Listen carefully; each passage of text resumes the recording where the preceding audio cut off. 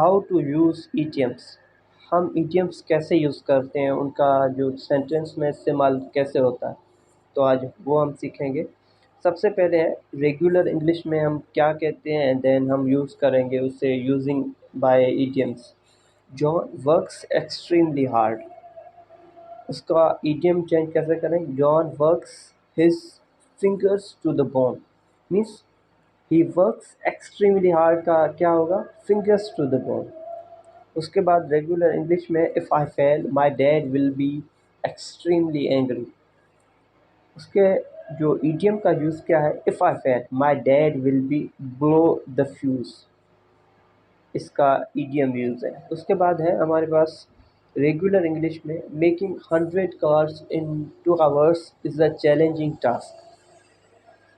उसका ईडियम कैसे हम यूज़ करेंगे, making 100 cars in 2 hours is a tall order.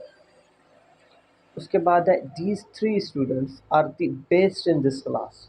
ये एक रेगुलर इंग्लिश का सेंटेंस है, उसको हम ईडियम्स में इस्तेमाल करेंगे। These 3 students are the cream of the crop. What, cream of the crop means best in this class, cream of the crop. उसके बाद है रेगुलर इंग्लिश में there is nothing impressive or noteworthy in this movie. There is nothing to write home about in this movie.